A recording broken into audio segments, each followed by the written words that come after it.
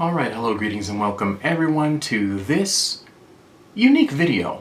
I am essentially going to be giving my opinion and then backing that opinion up with what facts I believe I have found on the matter.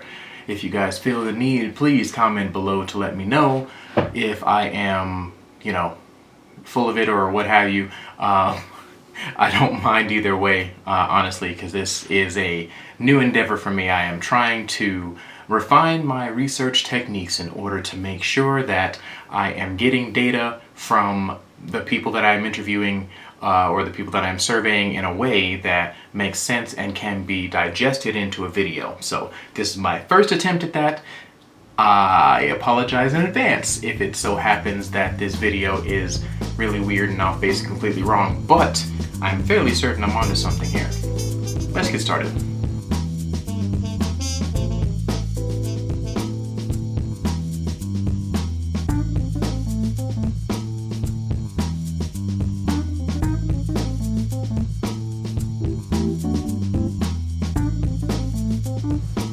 About 50% of people I asked about a 500-mile electric vehicle still think it isn't enough to make them feel 100% comfortable with an EV, from a range perspective.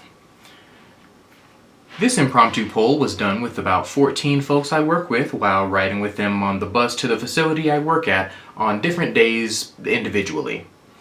Hence why this video didn't come out about a month ago. Keep in mind that this was after asking folks what their current vehicle range was. The range was about 400 to 720 miles combining drivetrains according to the EPA, so realistically about 350 to 600. This survey was very informal, with no real way to verify the info except the word of the persons involved. I was not about to be the guy that says, "Hey, let me go see your car." Yeah, it's really weird. The demographics for those I spoke with were about 50-50 conservative-liberal split. Two of the folks in question actually owned EVs already, so this was really a 12-person survey considering the subject matter. At any rate, 8 of the 12 folks that didn't own an EV wanted one. I also expanded a little bit to ask what ranges people would be the most comfortable with for their EV. I asked like this. Okay, if 500 miles isn't enough, is 600 enough? Is 700 enough? So on and so forth. The most common answer was 600, with 5 of the 6 people that said 500 miles was not enough saying that 600 was enough. Of course, after that I asked them if 40 miles of solar range per day would help them bring down their overall electric range needs, and as I expected, most people said sure, by about 40 miles. Obviously, then I told them to look up Aptera, and they all looked up the Aptera, and they all got pre-orders with my link that I'm going to be showing in the description here. This tracks pretty well with surveys I didn't do as well. According to additional surveys I looked at on the matter, between 58 and 78% of people waiting to get an EV cite some kind of range anxiety as a reason for waiting. After obtaining an EV, this anxiety dropped dramatically with people who have owned an EV for 3 to 5 years or more, seeing the least range anxiety. This second survey solidified my suspicion that people who worry about range anxiety and don't already have an EV need to do research across multiple sources, which, let's face it, is unlikely due to the fact that people don't want to or just don't have the time or some monstrous amalgamation of both. Test out EVs for themselves, utilizing the features to show where the chargers in their relative areas are. Charging infrastructure needs to be better, which is happening slowly but surely. And or range numbers on EVs need to go up.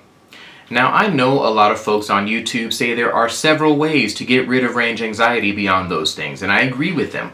For instance, making the range indicators for electric vehicles more accurate would be a big deal.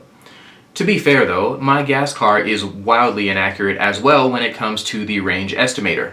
It regularly tells me I have 500 miles of range when I fill up, only to have somewhere between 400 miles of range on the highway and 360-ish miles of mixed driving. So yeah, gas cars are just as bad, just less reported on, as the trends seem to indicate. Dispelling rumors and FUD is also a big deal, but at least according to my soon-to-be ongoing survey, for reasons I will highlight later, current EV ranges are just barely enough, or just barely not enough, to make people take the plunge. One thing that I wanted to ask the 8 folks that wanted an EV that I did not was, what is their biggest issue when it comes to actually pulling the trigger? I also didn't ask what their particular use cases were for their vehicles. This is why I put some links to larger surveys with more thought out questions and more comprehensive info below. If possible, I will ask the same folks those questions another time.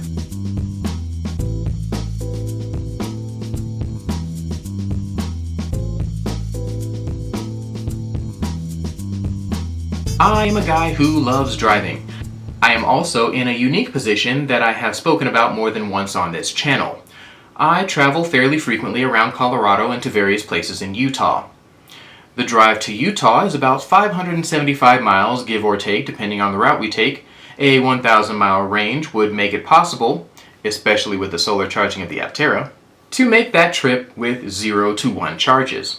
I'm a medium-speed road tripper. Not having to charge or think about charging for the whole trip would just take that one more thing off my mind. Also, think of how much showing a trip of this nature off to others would minimize range anxiety. The less stress in general, but especially on road trips where your life and the life of your family can literally be in your hands, the better. As most of us know, stress can make it harder to make decisions and adapt to changes. It can alter your brain chemistry and lead to poor decision making, or it can make a quick decision impossible, fatigue you faster, or ruin your dinner. Hey, I'm hungry. Let us stop for food. Well, we have 600 miles worth of electrons. Where do you want to go? Let's get something healthy.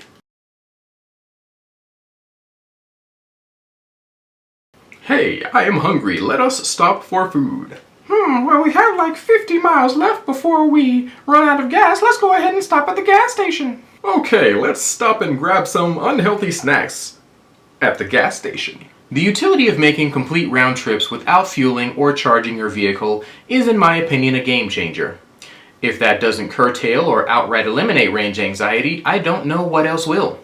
Also, having 1,000 plus miles makes when you charge nearly as versatile as where you charge. My least favorite thing about my ICE vehicle right now is the fact that about every week and a half or so I have to fuel up. The closest gas station that has any sort of fuel point discounts for me is 20 minutes away from home, so now not only do I have to drive out of my way to get gas, I have to drive back home too. This issue is one of my biggest reasons I am opting for an electric vehicle.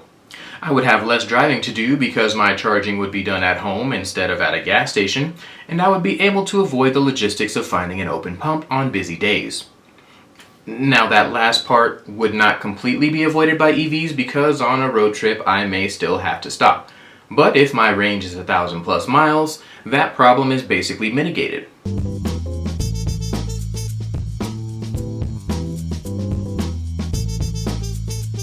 I do not tow very often. In fact, in all my life as a driver, I have driven one vehicle with a trailer, and that was in the Army. I do know, however, that one of the few weak points of electric trucks is their towing capacity. How big this issue actually is can be a bit debatable, since somewhere between 72 to 75% of truck owners tow about one time per year according to some Google searches. We're going to ignore that for just a moment and imagine that advances in efficiency and battery technology allows for an electric truck to tow for 1,000 miles. That would be the end of ICE trucks almost overnight, especially if we could produce these vehicles at scale. This last point kind of moves into a big caveat that I probably should have put in the beginning of this video. Being able to travel 1,000 miles is great. It could even be, dare I say, fantastic, but a range like that means very little without the vehicle making efficiency gains as well as battery energy density gains. A 1,000 mile vehicle that requires a 2,000 kilowatt hour battery to get that range for towing would absolutely do more harm than good, for instance. Especially around town, big heavy vehicles are terrible for pedestrian safety, so I will state that I am not advocating for bigger vehicles. I'm advocating for more efficient vehicles. Getting the most out of a vehicle's battery should always be the goal, and there should always be folks that are pushing that envelope.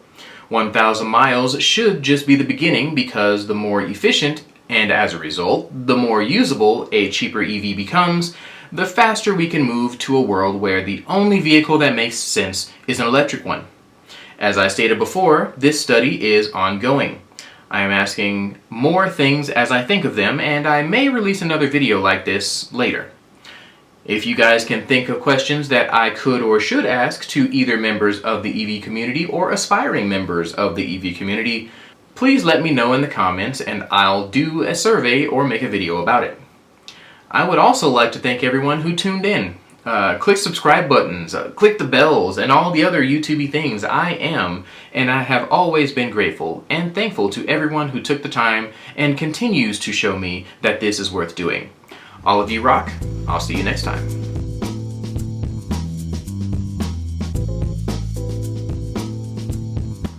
But a range like that means very little without the vehicle making... Come on, man. Get it together.